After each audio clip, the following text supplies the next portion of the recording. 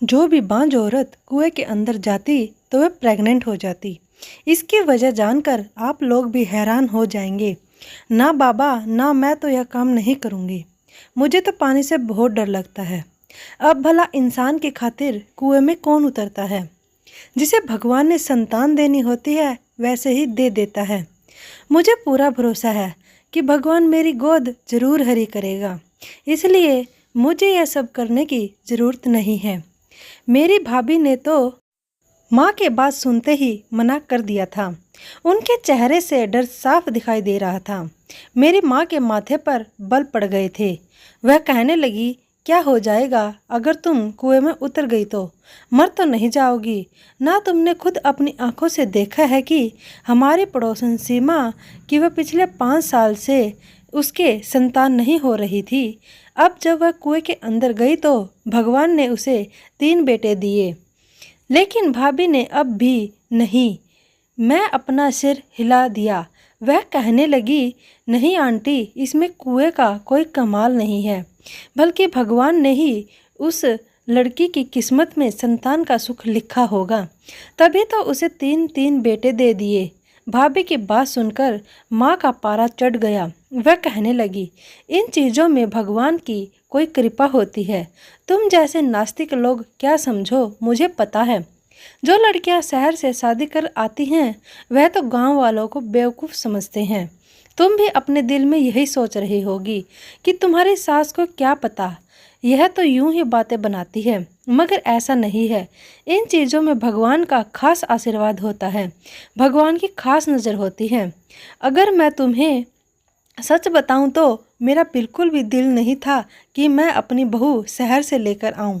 मैं तो गांव की अपने जैसी सीधी साधी लड़की को अपनी बहू बनाना चाहती थी, मगर क्या करूं? जब मेरी दोस्त ने मेरे सामने अपने हाथ जोड़ दिए तो मुझे मजबूरी में तुम्हें अपनी बहू बनाना पड़ गया। मगर तुम किसी खुशफहमी में मत रहना कि तुम मेरी दोस्त की बेटी हो तो मैं तुमसे कुछ नहीं कहूँगी। तुम्हारी शादी को 1.5 साल हो गया है। अगर तुम मुझे अब भी पोता नहीं दे पाई तो मैं तुम्हें यहाँ से चलता कर दूंगी और अपने बेटे के लिए गांव की कोई सीधी साधी लड़की ले आऊँगी। मेरे बेटे को रिश्तों की कोई कमी नहीं है। माँ इतना कहकर अपने पैर पटकती हुई कमरे से बाहर निकल गई थी। भाभी की आंखों आंसुओं से भरी हुई थी। मुझे उनकी तरफ देखकर बहुत ज़्यादा दुख हो रहा था।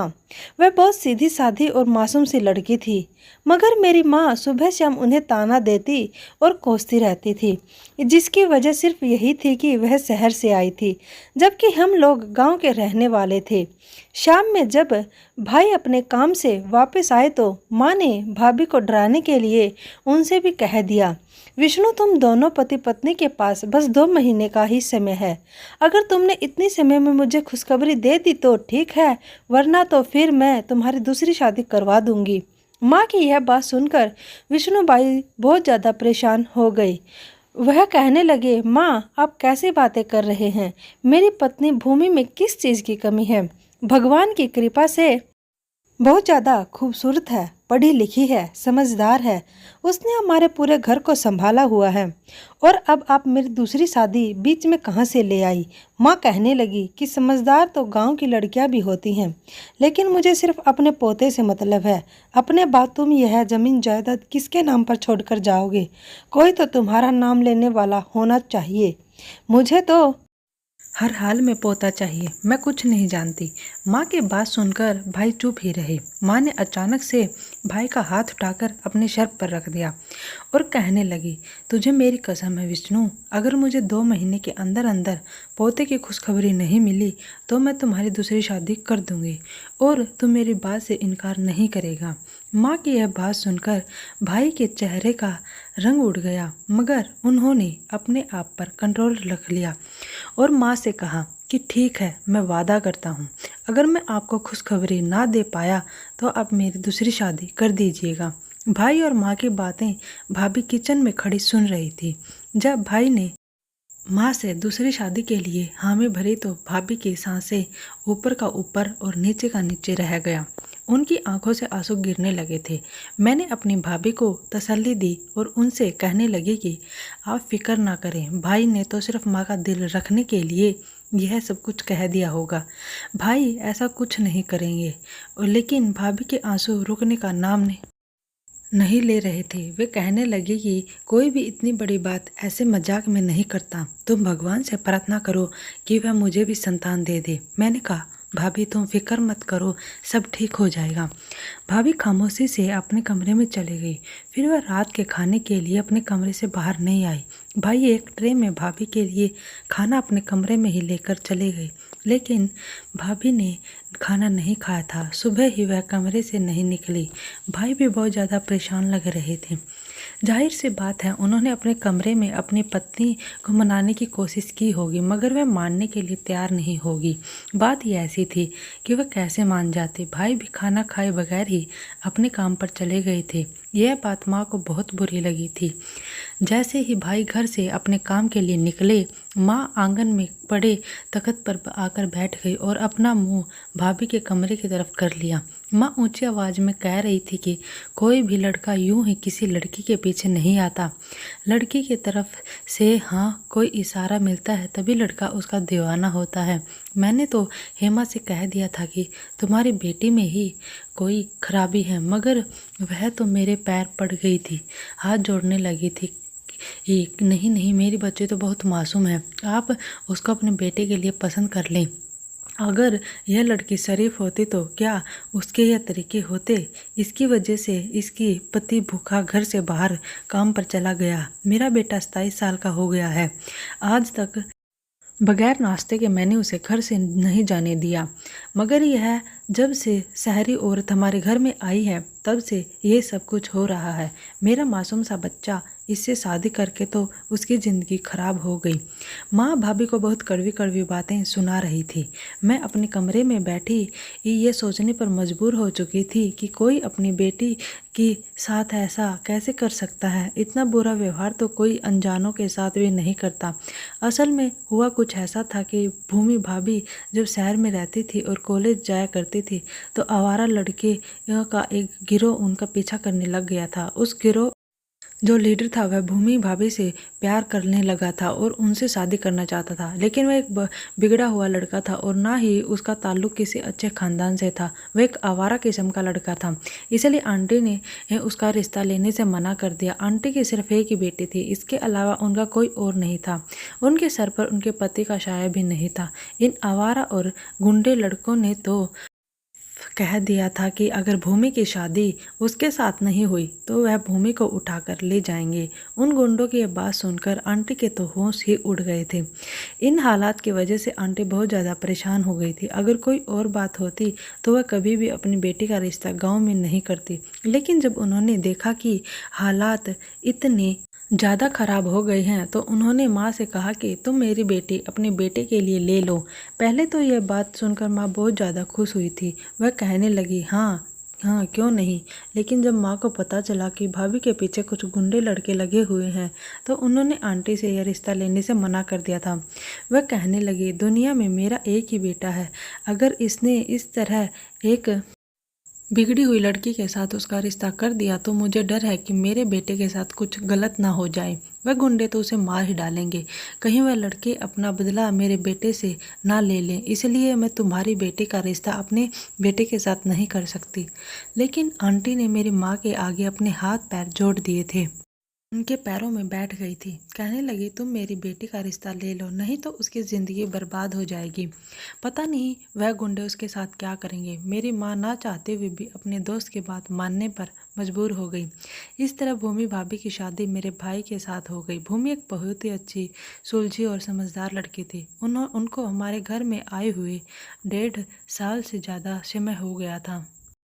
मगर मैंने उनमें कोई भी बुराई नहीं देखी थी। उन्होंने कभी भी मेरे भाई के साथ कोई लड़ाई झगड़ा नहीं किया था और ना ही किसी बात की कोई शिकायत की थी। यहाँ तक कि उन्होंने माँ को भी कभी किसी बात पर कोई जवाब तक नहीं दिया था। पूरे घर का काम भी वही करती थी, मगर फिर भी माँ उनसे नाराज़ ही रहती थी। माँ का यही कहना था कि शहर की लड़कियाँ अच्छी नहीं होती। तब मैं अपनी माँ को समझाती रहती थी कि माँ, आप इस तरह भाभी को नहीं कहा करें। हमारी भाभी हर तरीके से अच्छी लड़की है, आपको उनकी कदर करनी चाहिए। मगर माँ यह बातें कहाँ समझती थी। वह तो इसी बात के गुरूर में थी कि उनकी दोस्त ने खुद हाथ जोड़कर अपनी बेटी का रिश्ता उनके बेटे के लिए दिया था। इस वजह से वह अपनी नज़रों में भगवान बन बैठी थी और जो भी बात उनके मुंह में आती वह भाभी को सुना देती। माँ के यह तौर तरीके देखकर मैं बहुत डरती रहती थी। मुझे तो इस बात का डर था कि कहीं जो कुछ वह भाभी के साथ कर रही हैं वह मेरे सामने ही ना आ जाए, कहीं अपनी माँ के किए की सज़ा मुझे ना मिले। जब मैं अपनी माँ से ये बातें करती तो वह आगे से कहती थी, तुम्हारे साथ ऐसा कुछ नहीं होगा, तुम बेफिक्र रहो। तुम घर की चार दीवारी में पली बड़ी हो। तुम्हारे पीछे कौन सा कोई लड़के लगे हुए हैं जिसकी वजह से तुम्हें ससुराल में जाकर यह सब बातें सुननी पड़ेंगी। माँ तो बगैर सोचे समझे अपना मुंह फाड़ के यह सब बातें कह देती थी, जबकि मैं तो अंदर तक हिल कर रह जाती थी। खैर, माँ के चीखने चिल्लाने से भाभी डर कर कमरे से बाहर आ गई और चुपचाप नाश्ता बनाकर कर लिया। वह घर की कामकाज फिर से करने लगे थे, मगर मैंने उनके चेहरे पर कोई भी मुस्कुराहट नहीं देखी थी। जब वह किचन में काम कर रही थी तो मैं उनके पास चली गई। मुझे देखते ही वह मेरे गले लगकर रोने लगी और कहने लगी, देख लो, तुम्हारी माँ मेरा घर उजाड़ना चाहती हैं और वह अपने लिए दूसरी बहू लेकर आना चाहती हैं। जब तुम्हारी दूसरी भाभी इस घर में आ जाएगी तो मैं यह घर छोड़कर हमेशा हमेशा के लिए चली जाऊंगी। मैं इस घर में नहीं रह सकती। मैंने भाभी को तसल्ली दी और उनसे बोली, ऐसा कुछ नहीं होगा, आप बेफिक्र रहें। भाभी फूट फूट कर रोने लगी। वह बोली, जब तुम्हारे भाई ने दूसरी शादी की हामी भर ली है तो फिर भला उसे कौन रोक सकेगा। मगर मैं तुम्हें एक बात साफ साफ बता देती हूँ कि मैं अपने पति को किसी दूसरी औरत का होते हुए नहीं देख सकती। मैं किसी भी हाल में अपनी सौतन के साथ नहीं रह सकती। मैं यहाँ से चली जाऊँगी।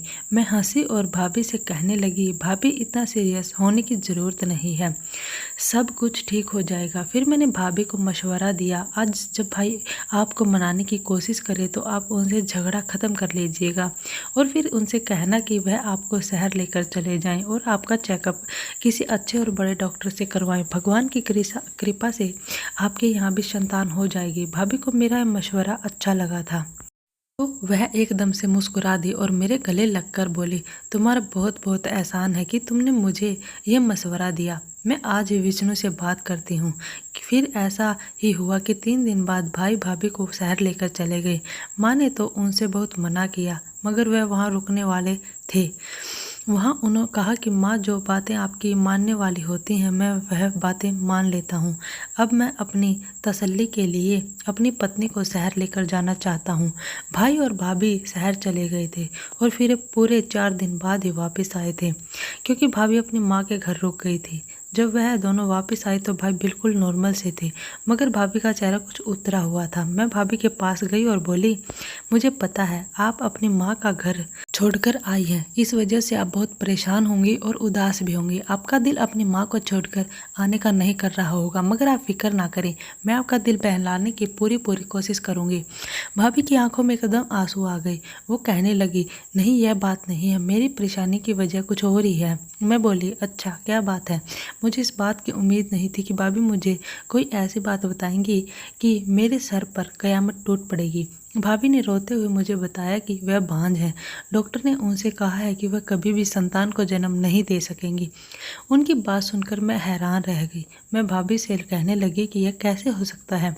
भाभी कहने लगी, मुझे तो खुद नहीं पता मेरे साथ क्या हो गया है। मुझे खुद यकीन था कि एक न एक दिन मेरे घर में बच्चे खेलेंगे, मेरे घर में भी बच्चों की किलकारियों की ये आवाज़ गूंजेंगी। अब तुम ही मुझे बताओ मैं क्या करूं। मैं बोली, भाभी, भाई इस बारे में क्या कहते हैं। भाभी कहने लगी कि तुम्हारे भाई ने कहा है कि वह मेरा पूरा साथ देंगे। अगर मैं उन्हें संतान नहीं दे सकी तब भी वह मुझे नहीं छोड़ेंगे और मेरी हर चीज़ का ख्याल रखेंगे, मुझे कोई परेशानी नहीं होने देंगे। मैंने भाभी से पूछा, जो क्या भाई दूसरी शादी कर लेंगे? भाभी से अपना सर झुका दिया और कहने लगी, मेरे सामने तो उन्होंने यही कहा है कि वह दूसरी शादी नहीं करेंगे, मगर तुम तो सब कुछ जानती हो ना, पहले ही वह अपनी माँ के सर की कसम खा चुके हैं। मुझे तो यही लगता है कि उनकी दूसरी शादी होकर ही रहेगी। मैं बोली, भाभी अब आपने क्या सोचा है, आप क्या करेंगी? भाभी ने उदासी से कहा, अब मैंने क्या करना है, अब मैंने सब कुछ हालातों पर छोड़ दिया है। मेरे हालात ही तय करेंगे कि मेरी मंजिल क्या है। उस समय मैंने भाभी से कहा, आप एक बार माँ की बात मान लो और उनकी खुशी के लिए इस कुएं में उतर जाएं। मैं जानती हूँ आपको डर लगता है, मगर फिलहाल आपके लिए यही ठीक रहेगा। माँ कम से कम 2-3 महीने तो इंतज़ार कर ही लेगी। जब 2-3 महीने के बाद माँ भाई की शादी की कहेंगी तो आप एक बार फिर से कुएं में उतर जाइएगा। इस तरह हम माँ के सामने भाई की दूसरी शादी को टालते रहेंगे और फिर आखिर में वह दिन भी आ जाएगा जब भाई में इतनी हिम्मत पैदा हो जाएगी कि वह खुद माँ से कह देंगे कि मैं दूसरी शादी नहीं करना चाहता।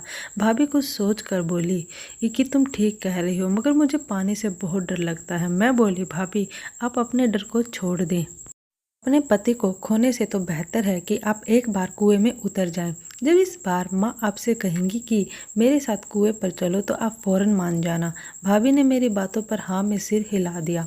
माँ ने जब भाई से पूछा कि भूमि के बारे में डॉक्टर ने क्या कहा है, तो भाई बोले, डॉक्टर ने कहा कि आपकी बहू बिल्कुल ठीक है, उसे किसी तरह की कोई बीमारी नहीं है और बच्चे पैदा होने में जो देर हो रही है वह भगवान की तरफ से ही है।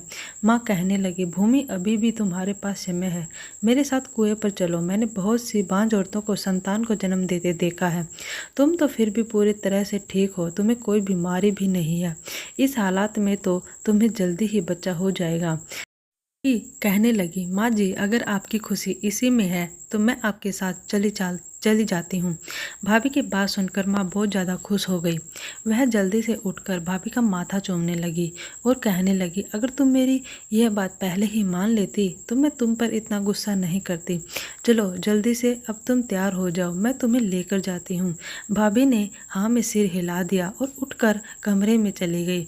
भाभी जब कमरे से बाहर आई तो मुझसे कहने लगी कि मेरे लिए भगवान से प्रार्थना करना, भगवान मेरे साथ सब कुछ अच्छा करे। मैंने भी उन्हें तसल्ली दी और उनसे कहने लगी कि आप बिल्कुल भी फिक्र ना करें, भगवान सब कुछ ठीक कर देगा। भाभी माँ के साथ चले गए। 3 घंटे बाद ही वो लोग वापस आए। जब भाभी वापस आई तो मैंने उनसे पूछा, आज का एक्सपीरियंस कैसा रहा? तो उदासी से बोली, अभी मैंने अपनी ज़िंदगी में बहुत सारे एक्सपीरियंस करने हैं, तुम फिक्र मत करो, मैं धीरे धीरे सब कुछ सीख लूँगी। मुझे भाभी की तरफ देखकर बहुत ज़्यादा अफसोस हुआ था। उसी समय मैंने हाथ जोड़कर भगवान से प्रार्थना की, मेरी भाभी के लिए सब कुछ आसान कर दे और उन्हें संतान की खुशी दे दें। ऐसे ही समय बीत रहा था। एक दिन भाभी किचन में काम करते हुए चकरा कर नीचे गिर गई। भाभी को गिरता हुआ देखकर मेरी चीख निकल गई। यह तो शुक्र था कि उस समय भाई घर पर थे। भाई फौरन भाभी को उठाने किचन में आए। भाभी को सहारा देकर उठाया और कमरे में ले जाकर लिटा दिया। मैंने उसके ऊपर पानी के छींटे डाले जिससे वह होश में आ गई थी। माँ कहने लगी, विष्णु जल्दी से जाओ और दाई को बुला कर लाओ, मुझे तो लगता है कि कोई खुशखबरी है। भाभी कहने लगी, नहीं माँ, अभी इतनी जल्दी खुशखबरी कहाँ से आ सकती है। असल बात यह है कि आजकल मैं बहुत टेंशन में रहती हूँ। मुझे हर समय यही फिक्र लगी रहती है कि क्या मैं माँ बन पाऊँगी या नहीं। बस इसी वजह से चकरा कर गिर गई थी। कोई बात नहीं है, थोड़ी देर आराम करूंगी तो मैं ठीक हो जाऊंगी। मगर माँ तो कुछ सुनने के लिए तैयार ही नहीं थी। उन्होंने ज़बरदस्ती भाई को भेज दिया। वो दाई को बुलाकर लेकर आए। दाई ने जब भाभी को चेक किया तो वह कहने लगी, सब मुबारक हो, तुम्हारी बहू माँ बनने वाली है। वह उम्मीद से है। यह खबर सुनकर मैं और भाभी और भाई तीनों दंग रह गए थे, जबकि माँ खुशी से फूले नहीं समा रही थी। उन्होंने जल्दी से अपने पर्स से 500 रुपये निकाल कर भाई के हाथ में रखा और कहने लगी, जाओ इन पैसों से मिठाई लेकर आओ, मैं पूरे गांव में मिठाई बांटूंगी। भगवान ने मुझे इतने दिनों बाद खुशखबरी दी है। लेकिन भाई ने नहीं में सिर हिला दिया और कहने लगे, माँ मुझे आजकल इन दाइयों पर यकीन नहीं है, इसलिए आप इतनी खुशी ना मनाएं। आज के दौर में तो दाई का भरोसा ही नहीं। जब भूमि आपसे कह रही है कि वह माँ बनने वाली नहीं है तो फिर ऐसा ही होगा। अब अगर आप पूरे गांव में मिठाई बांटेंगी तो सब में हमारा मजाक उड़ेगा। माँ को गुस्सा आ गया। वह कहने लगी, विष्णु अगर मुँह अच्छा ना हो तो बात तो अच्छी कर लेनी चाहिए। भगवान ने आज मुझे खुशखबरी सुनाई है, तो तुम यह सब कुछ कहकर मेरी खुशी को मातम में मत बदलो। तुम चुपचाप जाकर मिठाई लेकर आओ। भाई ने अब भी नहीं में सिर हिला दिया। वह कहने लगा, माँ, जब तक मैं शहर के डॉक्टर से अपनी पत्नी का चेकअप नहीं करवाऊंगा, मैं कोई मिठाई नहीं बांटूंगा। और मैं आपसे भी यही कह रहा हूँ कि यह खबर अभी आप किसी को मत नहीं बताइएगा, सिर्फ अपने तक ही रखना। माँ कहने लगी, तो फिर इंतजार किस बात का है? जल्दी से बस की टिकट कराओ, हम तीनों बल्कि चारों जाकर भूमि का चेकअप कराते हैं। माँ ने तो अफरा तफरी मचाई हुई थी। वह तो कल का भी इंतजार करने के लिए राजी नहीं थी, इसलिए भाई को जबरन शाम 6 बजे टिकट करवानी पड़ी। हम चारों भाभी के घर ही जा रहे थे। भाभी सारे रास्ते में बहुत ज़्यादा उदास और परेशान थी, जबकि माँ की तो जान पर बनी हुई थी। वह भाभी को हंसाने की कोशिश कर रही थी और कहने लगी, अगर तुम इस तरह नाराज रहोगी तो बच्चे की सेहत पर बुरा असर पड़ेगा। खुश खुश रहो ताकि मेरा होने वाला पोता खूबसूरत और तंदुरुस्त पैदा हो। माँ की यह बातें सुनकर भाभी और ज़्यादा परेशान होने लगी। खैर, हम रात को देर से ही आंटी के घर पहुँचे थे। माँ तो चाहती थी कि उसी से मैं जाकर भाभी का चेकअप करवा दें, मगर आंटी ने कहा कि ऐसे भी क्या जल्दी है, अब सुबह आराम से डॉक्टर के पास जाना। सुबह 9 बजते ही माँ ने शोर मचा दिया था कि उन्हें डॉक्टर के पास जाना है। तब भाई ने माँ से कहा, माँ, भगवान का नाम ले और थोड़ा सब्र करें, अभी तो अस्पताल भी नहीं खुले होंगे। और फिर आखिरकार बहुत मुश्किल से माँ ने 10 बजे का इंतज़ार किया और 10 बजते ही माँ शोर मचाकर भाभी को अस्पताल लेकर ही चली गई। मुझे बहुत ज़्यादा फिक्र थी। मुझे यही लग रहा था कि जब वह लोग वापस आएंगे तो उनके चेहरे का रंग उतरा हुआ होगा, मगर यहाँ तो चमत्कार ही हो गया था। जब वे तीनों वापस आए तो वह खुशी से फूले नहीं समा रहे थे। भाभी तो जगमगा रही थी। मैं बोली, क्या हुआ भाभी? मेरे गले लग गई और कहने लगी, चमत्कार हो गया है। मैं ही बेवकूफ़ थी जो कुएं की करामात पर भरोसा नहीं कर रही थी। लेकिन आंटी ठीक कहती थी। शहर में पिछली बार जिस डॉक्टर से अपना चेकअप करवाने गई थी, आज भी उसी डॉक्टर ने मुझे चेक किया। तो वह डॉक्टर भी हैरान रह गई। वह कहने लगी, यह तो नामुमकिन है, यह कैसे हो गया? मुझे तो किसी भी हाल में नहीं लगता था कि तुम माँ बन पाओगी, तो यह तुम प्रेग्नेंट कैसे हो गई? मैं तो खुशी से पूरे घर में नाचने लगी थी। इसके बाद हम 3-4 दिन आंटी के घर पर ही रहे और फिर वापस घर आ गई। घर वापस आते ही पूरे मोहल्ले के लिए मिठाई के टोकरे लेकर घर गए। माँ ने सब लोगों का मुंह मीठा करवाया। मैं बहुत हैरान थी कि आखिर यह सब कैसे मुमकिन है। जब शहर के एक बड़े डॉक्टर ने कह दिया था कि भाभी बांझ है, तो फिर एक कुएं की वजह से वो संतान कैसे पैदा कर सकती हैं? मुझे तो शुरू से ही ऐसी चीज़ों के बारे में जानने का बहुत तो मेरा शक और ज़्यादा बढ़ गया था। मैं शुरू से ही सस्पेंस वाले डाइजेस्ट पढ़ा करती थी। अब एंड में किसी का कोई राज खुलता तो मुझे बहुत खुशी होती थी। अब मेरी ज़िंदगी में ये मौका आया था कि मैं एक राज को खुद से खोलूं। यह काम मुझे चैलेंजिंग लगा था, इसलिए मैंने सोच लिया था कि घर वालों से चोरी छिपे मैं इस राज तक ज़रूर पहुंचूंगी। और इसके लिए मैंने अपनी एक दोस्त आरती से मदद लेने की कोशिश की। मैंने उससे कहा कि आरती, मैं गांव की मशहूर कुएं का राज मालूम करना चाहती हूँ।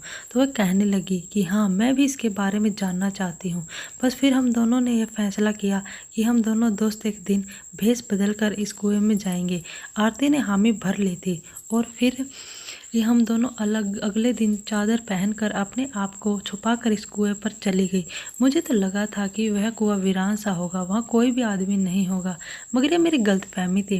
जब हम दोनों वहाँ पहुँचे तो कुएं के आस पास एक औरत बैठी थी। वो कहने लगी, तुम दोनों को क्या परेशानी है? मैं जल्दी से आगे बढ़कर बोली, सिर्फ मुझे परेशानी है, मुझे संतान चाहिए।